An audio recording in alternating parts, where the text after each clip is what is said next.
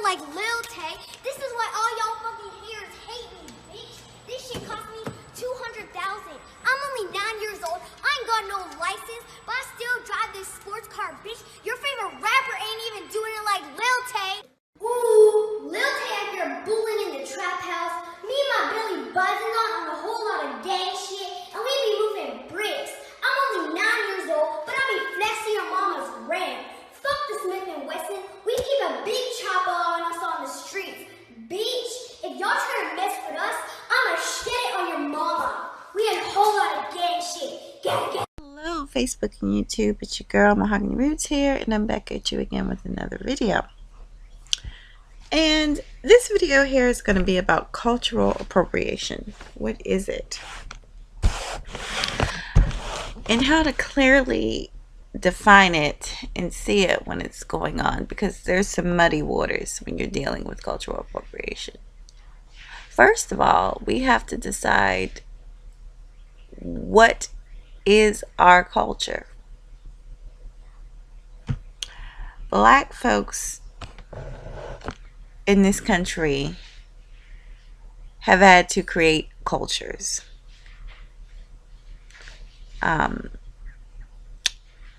Spaces and traditions that they were comfortable with based on the circumstances that they were in or surrounded by. Okay? Perfect example of what I'm talking about is the things that we eat. Now, I'm saying this just in a mass group. Not all of us eat chitlins. Not all of us eat pork. I don't. Haven't had pork in over 20 years and never ate a chitlin in my life. And I know lots of people that are the same as I. But I'm just using this example. Chitlins was one of those meals that became a part of our culture because it was the scraps that the slave masters gave to us, you know, after a hard day's work, whatever they didn't want the pig, they would give it to us. I think everybody should know that by now. So that became a part of the culture, right? Down here where I'm at, I'm in South Carolina, and down here we have something called Geechee culture, or Geechee culture. Oh Lord, I can't talk today. Geechee culture. And a lot of folks look down on that, but that culture, there's no shame in that culture. Slaves were trafficked here from Africa, from different countries in Africa. And so they all spoke different languages. And Geechee was a way of slaves communicating with each other to where they could communicate and the slave masters didn't understand. It was almost like a secret language. Okay? And it became a Southern tradition. So you have some things that we have made our culture that are very positive. And then you have these other things that are not so positive. Okay? And you have different cultures within the culture. My grandmother is not a part of rap culture. It's not her generation. I am a huge hip hop fan. I am a part of an old school rap culture. The Ron DMCs, you know, the Heavy D's, the Cool Mo D's, those guys, okay? Hell, even Will Smith in Summertime,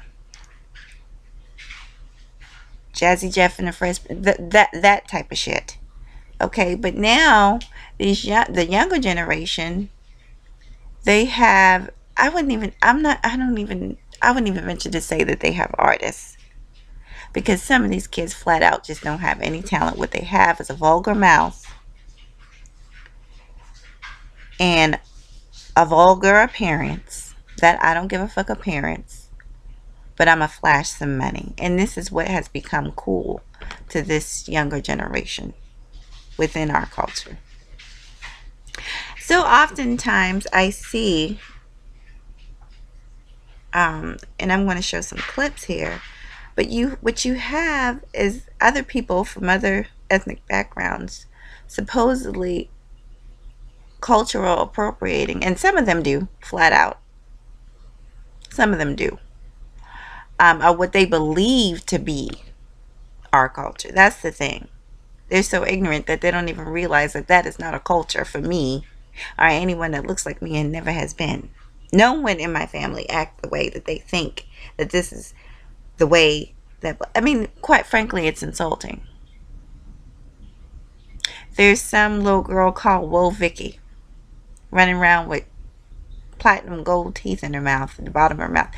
Excuse me? No woman, no black woman I know is running around with platinum gold teeth and diamond studs at the bottom of her mouth. We not talking like that. In that loud, ratchet, ghetto way. But this is what's being portrayed a lot of times in the media when it comes to us. And so this is what, because they have no true exposure to true everyday black folks, they think this is how we behave. Little girl from the suburbs that's never really been around. This is how you know they really don't know anything about black culture, if they can disrespect it so. But we can't get on them about the disrespect because we allow it. We put these people up on pedestals. The cash me out girl. On the t-shirts, people say cash me outside. I think she said catch me outside. Who the hell ain't heard that before? You getting beef with somebody? What you gonna say? You can say, okay, I got you. Catch me outside. Bitch, that's what you gonna say. This girl do it, and now she got a hit record. Well, I wouldn't say it a hit, but she got some albums out there selling. Motherfuckers buying. We so easy to just jump on some foolishness, no matter how insulting, no matter how degrading.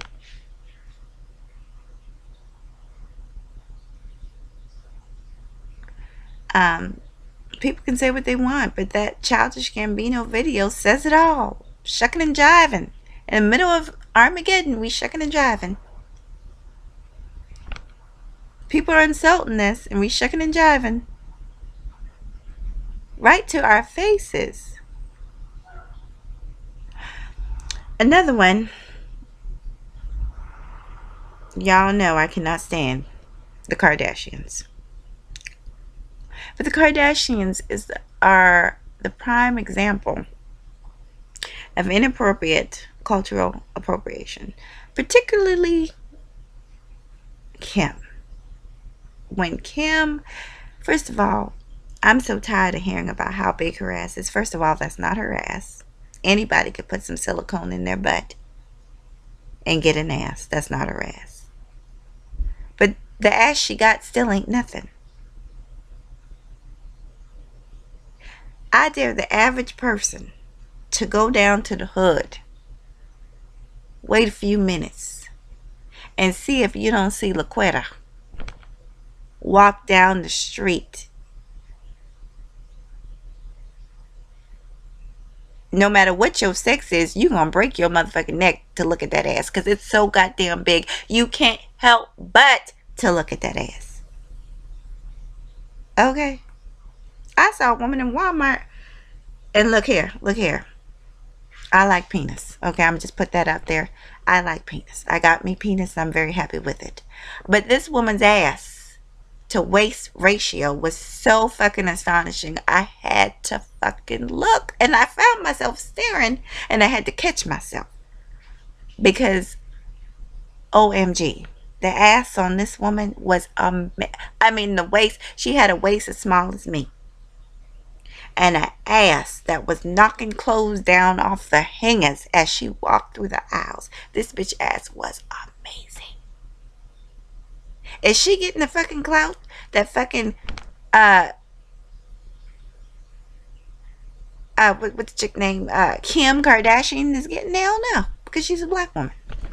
Black women always had them type of bodies, and for many, many years in this country, we've always been made fun of because of it.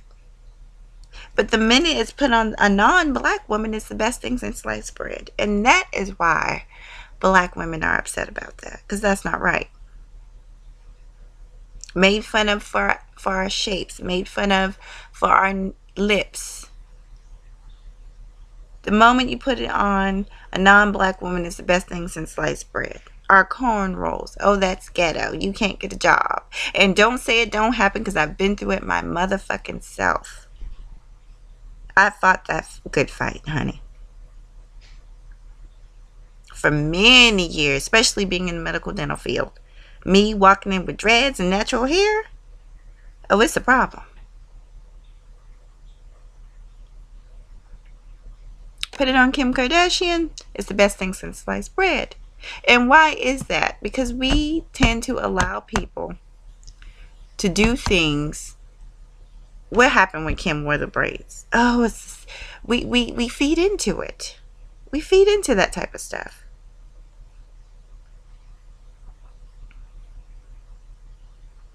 She got all these views and all these likes and all this and that. But you know, the average person on your Facebook page coming with some corn rolls, she might get a few likes. It's not gonna go viral. Kim Kardashian does it, it goes viral. So we are a big part of this problem, because a lot of us support this type of behavior. Now, I know that I might have some people that are a bit confused, so I want to clear things up right now. Some are going to say, well, black women wear weaves that are not their own hair color, and black women wear contact lenses. And guess what I got to say to that? Where I'm at now, in my mind and in my thinking and looking at things the way I do, that's wrong too. But I can honestly say that for most black women, it's, well, I take that back, because I've seen some young girls here. It's not so much now, but definitely back in the day, you could not get a job. I know, and it wasn't that long ago, because I went through it. I went through it in the military. They wanted me to cut my hair and wear a wig. So my hair wasn't good enough, but a European wig was good enough. True, they didn't want it to be blonde. I mean, I wouldn't put blonde hair in my head anyway, because I'd look crazy in it. You know? But I'm saying, you know, they wanted it to be straight. Just me, my kinky locks weren't good enough. All these negative connotations came with it. Oh, it must be dirty. It must be that. There ain't nothing dirty about my hair, honey. I wash it on a regular basis. Now, women with perms and straight hair, often do they wash their hair? I'll just leave that out there, because we all know that they don't like to get their hair wet, because they don't want it to return to its natural state, truth be told. So whose hair is really cleaner? Somebody who can wash it anytime, every day, or somebody who can't, just to keep it straight, just to keep up this persona of what's professional? And who the hell is saying what's professional? Things have got to change. Now, what I'm saying now far is the blonde hair. Lately, it's been this thing going on. Every television show, the Real Housewives of Atlanta, the Basketball Wives, it's just like all these shows on television, Love and Hip Hop. You got all these brown-skinned women rocking blonde hair. Why? You might I don't really have a thing with the weave. I've did a video on that before. Women wear weaves for different reasons. They might have hair growth issues from past situations. Who knows? They have that right. Women have been wearing wigs and weaves for years, for centuries. But why are you going out your way to wear something that's obviously not your natural hair tone? That's the issue that I have. I don't wear contacts anymore, but I used to wear contacts. But I pretty much only wore contacts that were close to like browns and hazels and stuff like that. But you do have a group of women that are just specifically choosing blue and green and gray. Why? You know, if that person is doing that, they have to answer that question. And if they're doing that, then that is cultural appropriation. Because that's, you're not trying to fit in. At that point, you're trying to stand out. You're not doing that to get no job. You're just doing that because you're trying to be different than who you really are. And that's something totally different.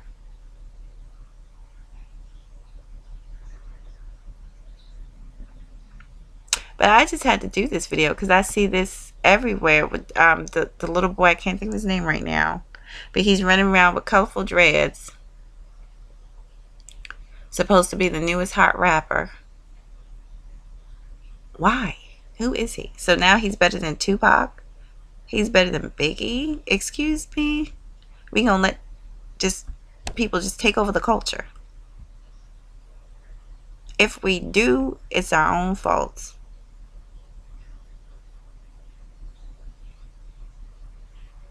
If you are part of a culture, you protect that culture and you don't let anybody sully it and bring it down to a level to where you're ashamed to say that's your culture. So I'm gonna tell you right now, I don't claim a lot of these rappers as being a part of the rap culture or any culture of mine. That little girl, woah, Vicky, this girl ain't no anything she's bringing, what she's talking, how she's behaving. The catch me outside girl, this chick ain't representing no culture of mine. That's not black culture. They need to educate themselves, spend some time around some real black folks, and then they'll learn black culture. I'll tell you what black culture is. Black culture is spending time with your family on Sunday morning, having a big meal. Okay, cool. That might not be your black culture, but that's mine. Black culture is working hard, supporting your family so you can have a vacation and invite others to go with you. That's black culture. Okay, cool. That might not be your black culture, but that's some people's black culture. Getting on Instagram and flashing money with gold teeth and cussing like a banshee is not black culture. It's insulting. You got the Kardashians. I'm going to bring these hoes up again because I can't stand them. But you got them running around here making babies unwed, all living in their mother's compound. To me, they're like the prime example of rich hood rats. If we saw the same scenario with a group of young ladies living in their mother's house in the hood, laid up with different men, having babies with different men, all while living with their mother, we would say they was ghetto hood rats. But for some reason, because it's the Kardashians, all the sisters pregnant at the same time, ain't nobody married. Because it's them, it's cool. That type of bullshit. But I do want to stake claim right now that they are definitely not representing black culture. No black culture of mine. Maybe hood rat culture. That's the only thing that they're, representing.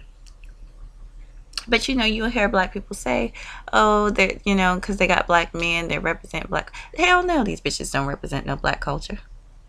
They represent whole culture. And there's a difference. There's that out there too, this whole culture.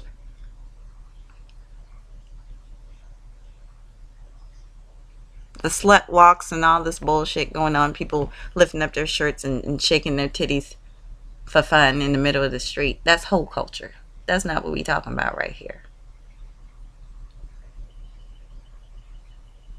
So, my message in this video is just for black folks to have pride, take pride in themselves and their historical cultures and claim it. Stop letting people drag it through the mud.